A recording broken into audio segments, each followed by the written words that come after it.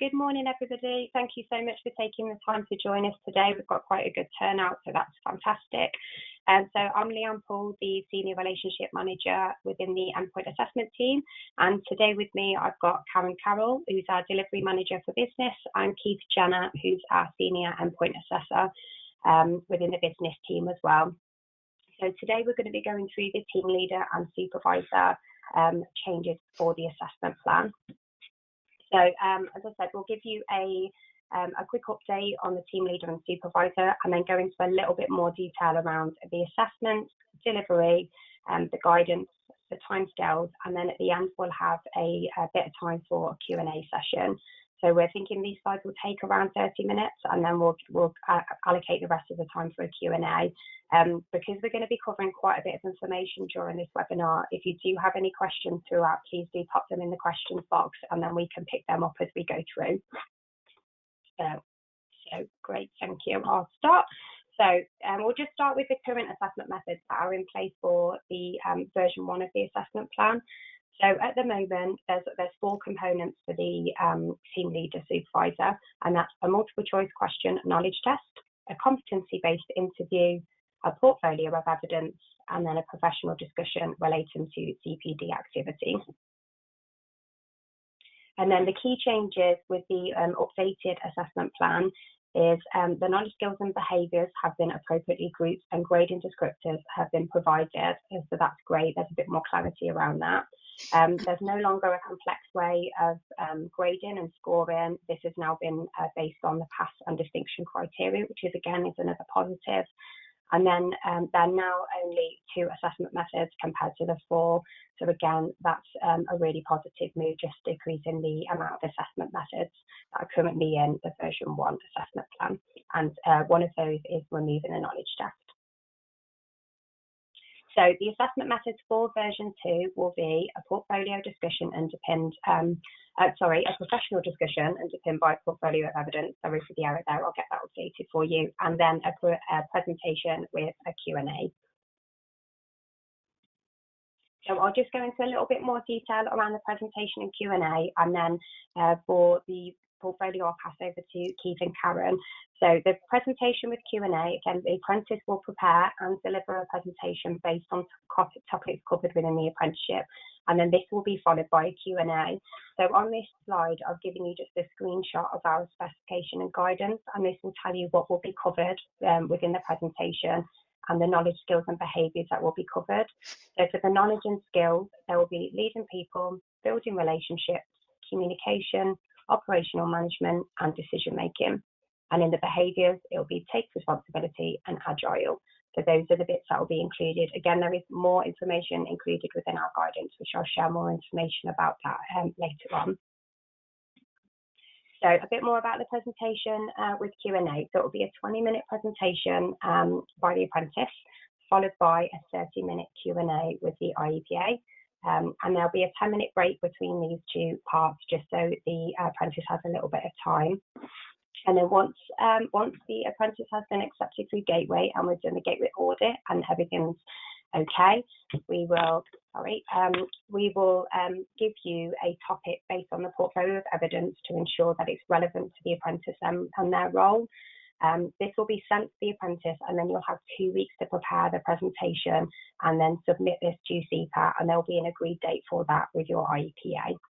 The submitted evidence will be reviewed to prepare the Q&A before the agreed presentation date, and again, this will be within 4 weeks of the topic being given. The presentation topics will be chosen from one of the following. So reviewing ways to reduce costs and increase efficiency in a business environment, implementing performance management process within a team or business unit, supporting their team throughout a period of change within their organisation, and managing a difficult situation within the team. Again, all of this will be in our guidance documents as well, and the slides will be sent over to you following this presentation.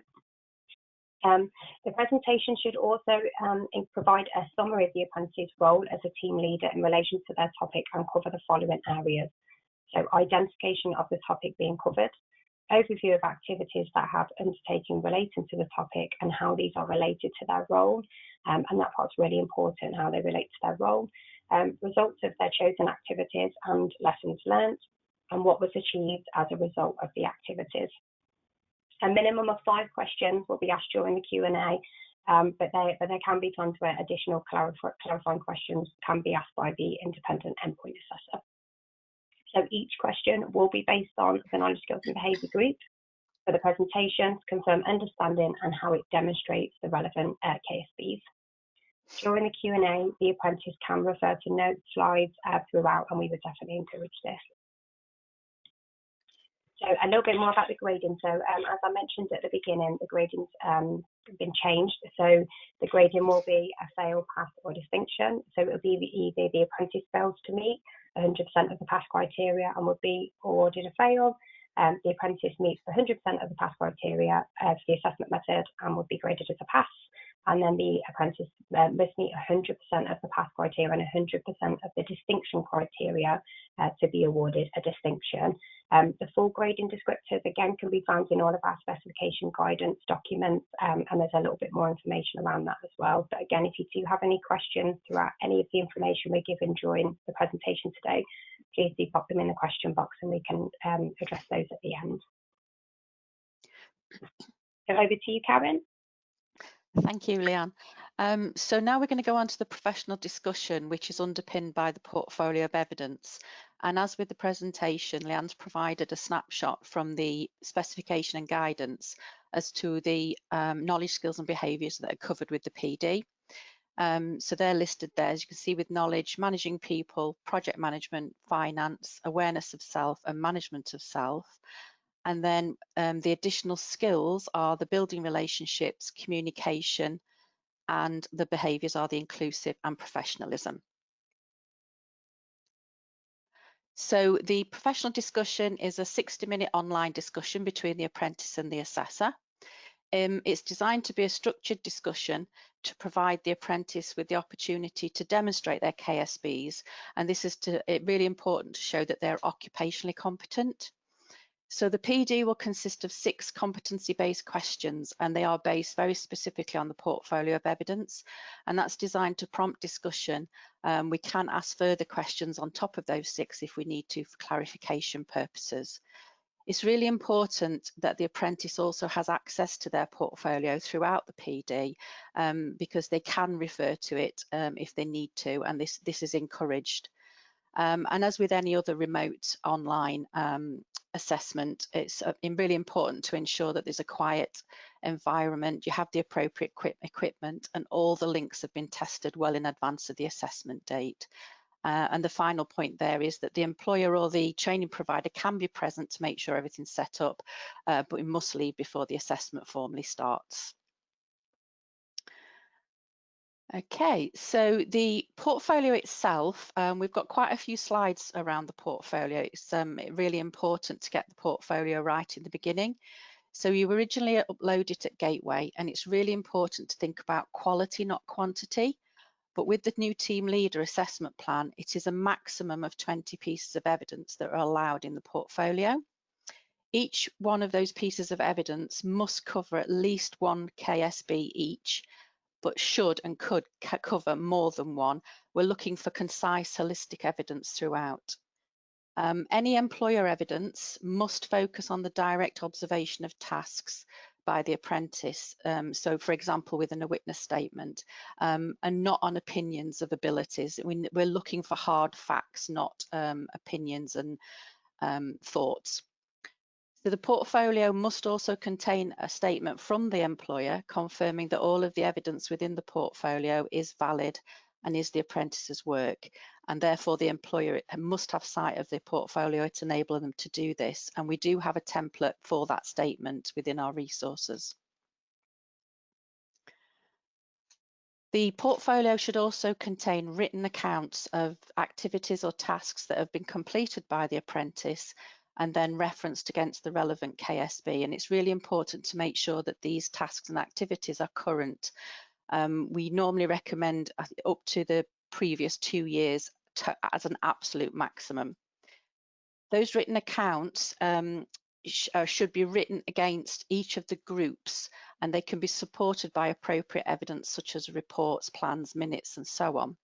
if they're relevant and if they add to the evidence. So for example, one of the KSB groups is project management. So it'd be really useful for the apprentice to write a written account to describe how they've maybe undertaken a project and how they've put together the project itself, or the things they've thought about, and it could actually look like a project report. It's really important to ensure that they demonstrate their knowledge within that as well as their skills. And then really explain the what, why, where, how and when, and then also consider the distinction criteria. Within that, there is a variety of other things that you could include, and Keith's going to go through those in a short while. So reflective accounts and any kind of self-assessment cannot be included as evidence. That's a mandatory requirement from the assessment plan. And the difference between a reflective account and a written account is that the reflective account is looking at the apprentice's thoughts and emotions. It's painting a picture of their personality or traits. And it's looking at why did I think I reacted that way and what did I do as a result. But a written account is about knowledge of facts and events. So it's a record of events that have happened, and it's looking at the what, when and how, but it's also looking at the why, but on a factual level, so not through opinion or emotion. Okay. So the really good pieces of evidence are things like, as we've just said, written accounts that are written well and really detailed well against the KSB group criteria. Lots and lots of real life examples is what we're looking for throughout. It's really recommended that they write one written account for each of the groups. So for the PD, that's a minimum of 4 accounts. Any professional discussions with the training provider really need to be focused on specific areas and multiple criteria, but only when they're short, concise and to the point. We recommend that each recording is no more than 10 minutes maximum, and the total amount of recordings in a portfolio should not go over an hour. It's really important, as we keep saying, that there's lots of detail, and make sure you cover everything in the criteria and the KSB group, not just individual parts of it. And there's another example there for the governance. So the apprentice could explain how they apply governance from their organisation, how they remain compliant, by explaining why it's important and how they have done this and giving examples of how they've done this. They can also go on then to describe how they've used performance management techniques and to deliver value for money with, again, examples of how they've done this. And then the final one for governance is how they've monitored budgets and operated within company values. So again, it's really important to look at the criteria and cover everything that's in there. And again, as I said earlier, the what, how, where and why, but factually. Okay, over to you, Keith. So I've got the not so golden evidence part to go through. So what doesn't look so great and cover the evidence and knowledge, skills and behaviours holistically is lots of screenshots of multiple pieces of product evidence, examples and small screenshots of sections of product evidence to back up evidence explaining the task can be pasted onto the document, but keep to an absolute minimum and only need to back up a point or task undertaken. I think that the important thing here is that the evidence is what the apprentice is telling us. The product evidence is actually to back up and show exactly what they're talking about. We do not need to see the whole of the spreadsheet either, screenshotted or embedded. I think if it, as shown just above on the slide, the spreadsheet, the more detail given, there could potentially be GDPR implications, and we just need to see exactly what the evidence is signposting us to and what task they're completing. Embedding full document in written accounts such as reports, policies, do not embed the full documents. We just need signposting or anything. We don't need 3 pages of a policy that they're talking about. We just need that signposted, and they will be counted as separate pieces of evidence. So if you do need to include them, then just upload them once and just reference them within the written accounts, see evidence P1. They can then be referenced in multiple written accounts in this way, but only uploaded once, which saves time. So ensure the apprentice's EPA evidence has been through your organisation's IQA process. It's really important because you will be able to give them an idea of anything they may need to add or some guidance before it actually gets to our eyes. Try to include well-written documents and witness testimonies completed by the ITP and employer where possible. They will support performance competency and validate the apprentice's written evidence. So if an apprentice is saying they complete a task, it really does strengthen the evidence if someone's coming over the top of that with witness testimony or employer statement confirming what the apprentice has written. Ensure your evidence matches the criteria. So an example would be in managing people, evidence to show the apprentice can set operational personal goals and objectives, monitor progress and provide clear guidance and feedback. Within the team leading portfolio criteria, there's quite a few which have 2, 3, 4 points exactly like that example I've given, and it's not sufficient and won't achieve a pass grade if you don't cover all of those setting the personal goals to the staff. They must show they've monitored progress and provided guidance and feedback. Ensure you fully understand and cover EPA criteria descriptions to be covered. So it's really important as ask able to input into discussions, which would be looking for more than one example, or feedback to the team and more widely, which would not just be their team, would be managers, other teams or customers as well. Ensure the apprentice is producing work that's current and, as Karon has touched on before, and shows they've learned and developed and are able to demonstrate the knowledge, skills and behaviours now. If you do have something that's old, as Karon said, going back 2 years, this can be brought through as current, as long as there's a professional discussion or some evidence around that to bring that into the current area with any changes from the original evidence. Ensure that final evidence has been checked for SAG to showcase the apprentice's work in the best possible light. If you prefer, you can upload one zip file that contains all the individual pieces of evidence. However, you still need to follow the maximum piece requirements. Ensure your tracker matches the evidence.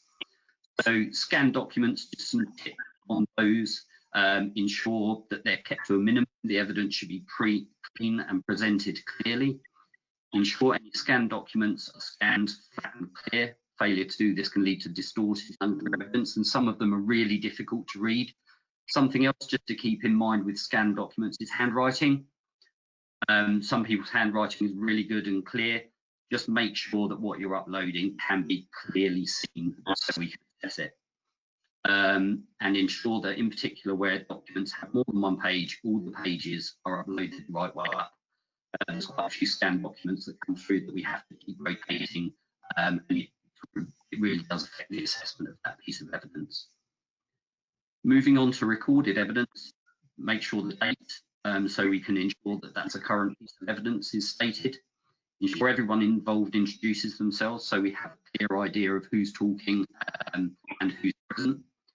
Ensure everyone can be heard throughout, and moving on to the next point, that sort of helps no background noises, interruptions, and just make sure it's a quiet environment so that we can fully understand and fully hear the evidence that's been produced. And keep to a maximum of 10 minutes, keep focused and on track.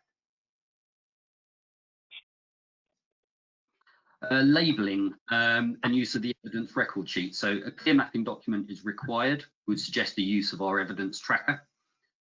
Only upload the final piece of evidence, not draft versions, because we just want to see the final piece. We don't need to see the journey it's got to get to that final piece of evidence. Label evidence simply. It's one statement, WA1, WS1 and PE1 for a piece of product evidence.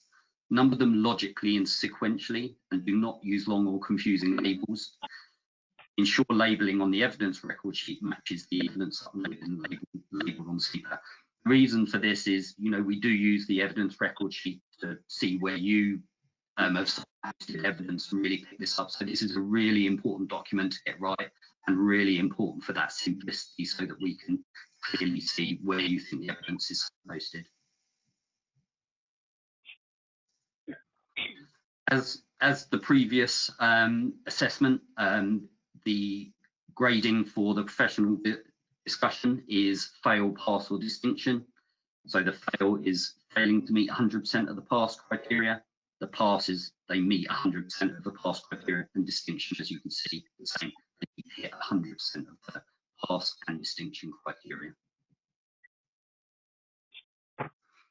And then the final grade, as you can see, the presentation with Q&A on the left, professional discussion on the right, and we need to pass both of the assessments for a pass and gain the distinction in both evidence for a distinction. Thank you, Keith. So I'm just going to put you through the guidance that we've got. So on our EPA resources platform, we will have the guidance documents, and they'll be available from today. And we'll also be sending a mailing out to all customers just to direct you to the resources platform as well.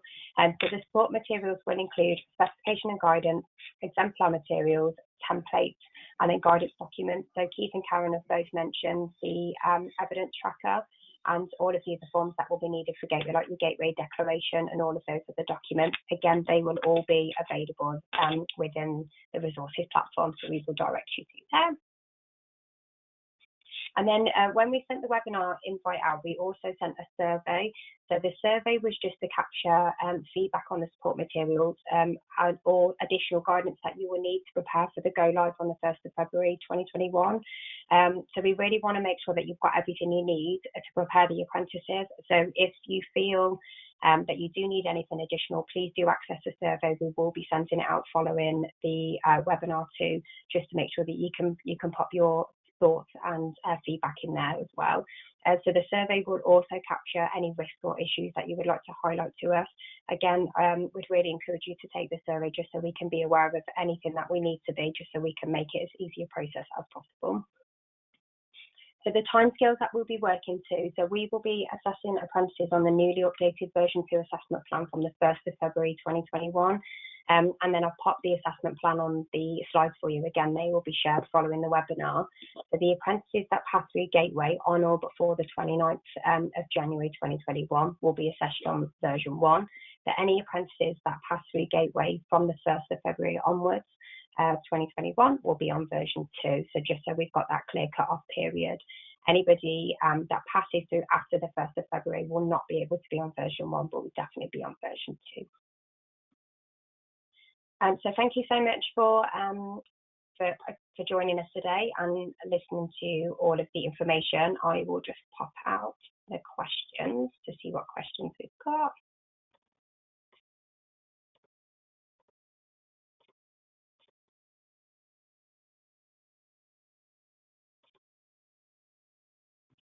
So the first one is, will you be sharing the slides with us? Yes, we will be sharing the slides with you. So we'll make sure. Yes, we'll make sure that they're available for you, and we will share them along with the guidance documents and also the survey and the follow-up information as well. So any questions that we do get today, we will share that with you too.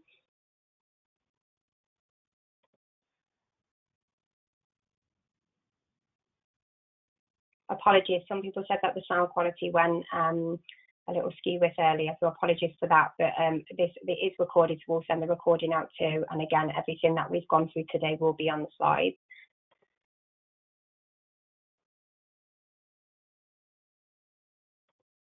So I'm just reading through the questions for one moment. So the first question is, can a piece of evidence compromise different elements, so workbook, PD, and product evidence? It's really important to see each of those as a separate piece of evidence. You can certainly use a variety of those to cover a knowledge, skill and behaviour group or certain criteria, but if there's a PD uploaded and a written account and a workbook, they will all be seen as separate pieces of evidence. Lovely. And then it says, taking COVID into account, can observations be replaced by witness testimonies? Yes, it's entirely up to the apprentice and the provider what kind of evidence goes in alongside our recommendations, but you don't have to use observations. You can use witness statements instead. Yeah, lovely.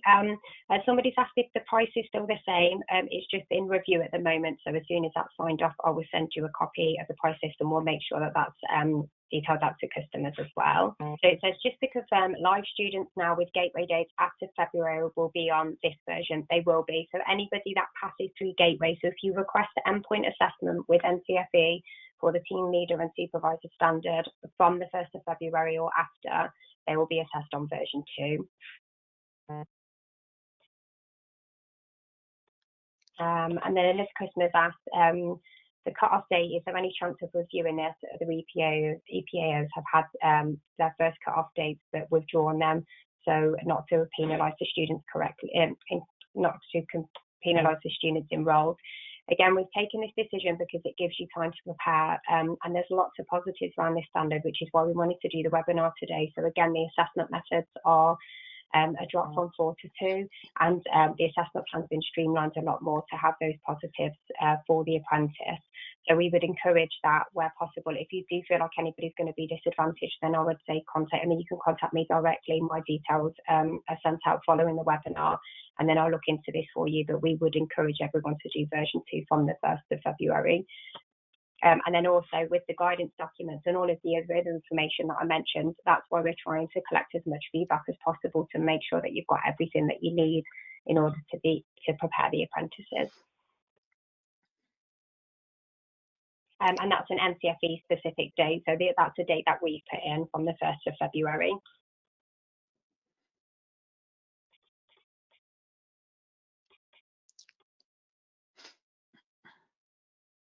So it says, what happens with apprentices who comes back from a break in learning after the changes to EPA take effect, as their portfolio may be based on previous guidance? So is this, can you just confirm if they've already taken any assessments, if possible?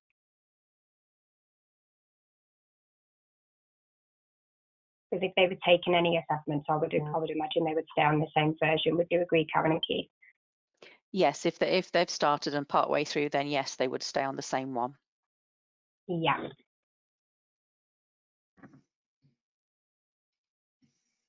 And then someone's asked, how can we test the software in advance? So when we say testing the links, that would just be making sure that you've got the link. So all of the links, all of the assessments that are remote now are sent via calendar invite. And we do have quite a few issues and feedback to us that the links are not there. It's just because when you accept the invite, it goes into the calendar and then it no longer shows in the email inbox. So that's what we would mean by making sure that they're all there and that they can click on them, because they'll be in the calendar invite. So just to follow up to the question, if they've got all of, so somebody that's come through Gateway, their portfolio was 100%, but they're now on maternity break. I think I'll contact you directly around that and just get more information if that's okay, because I just want to give you the right advice. So I'd rather just discuss that with you further if that's okay. So I've got your details, so I'll contact you following the session and we can talk that through. So it says, if a learner would prefer to use version 2 before the 1st of February, can this be agreed? We've set the 1st of Feb just because of the Christmas break, because there's the close down, and then we've also got assessments in version 1 for January. So we are sticking to the 1st of February if possible, just to make sure that customers have got, and apprentices have got enough time to prepare and go through all our guidance materials.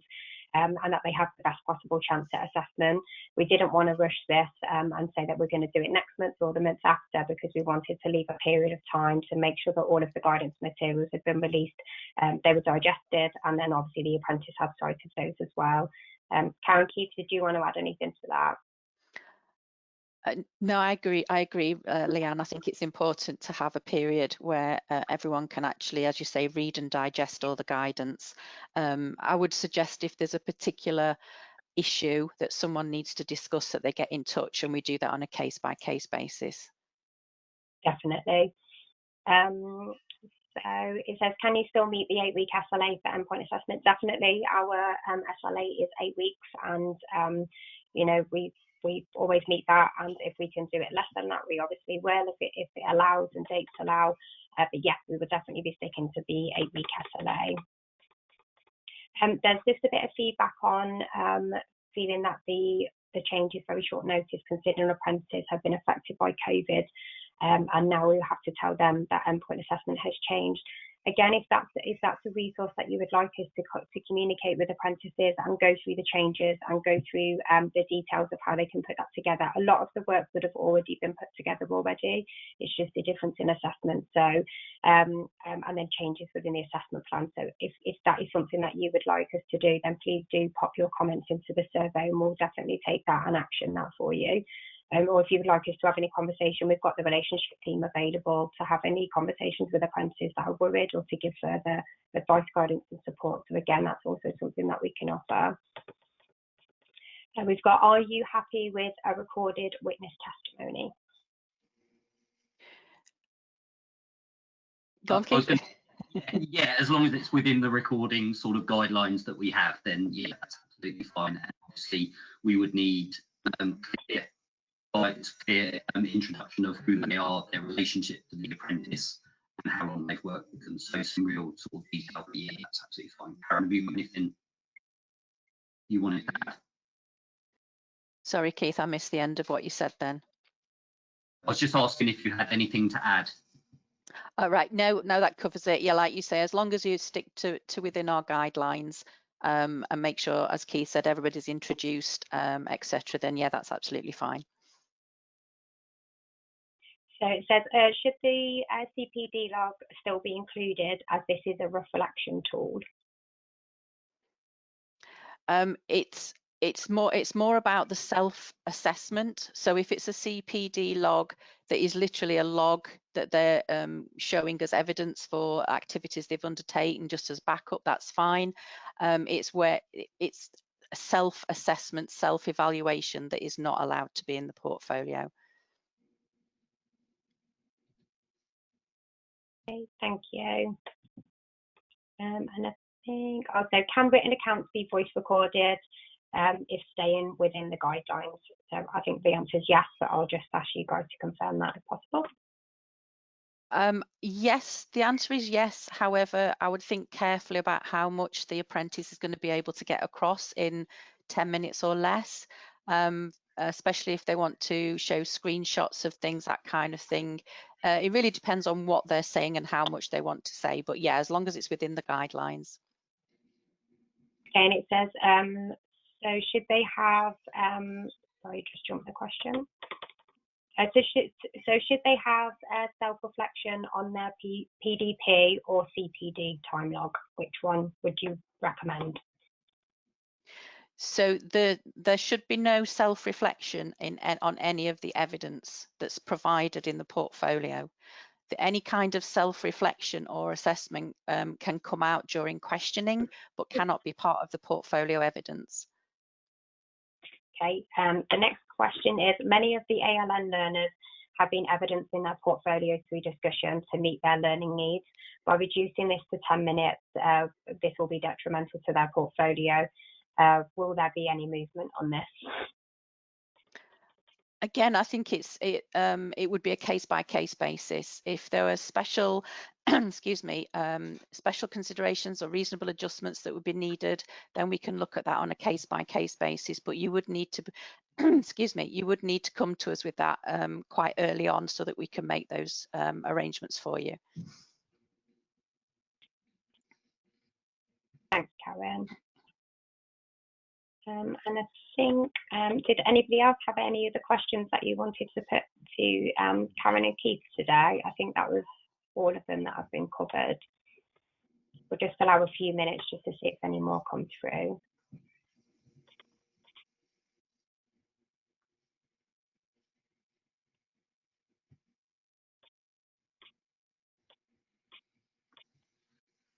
I'm just double checking I haven't missed any.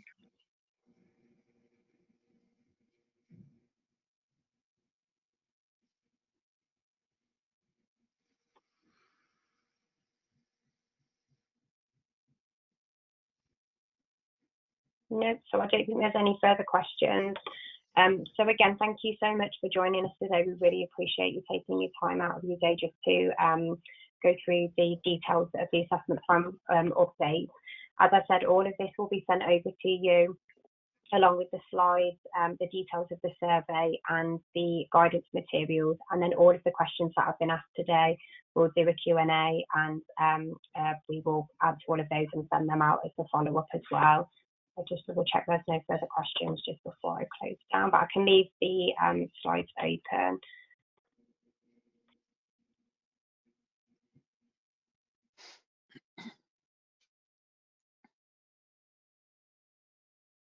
Yeah, no further questions. So again, thank you so much. If you do have any questions following this session, again, you can contact the relationship team. So that's epa@ncfe.org.uk, or you can call the team on 0191 240 8950, and they'll be able to answer any of the questions that you have and then direct you to any of the support materials.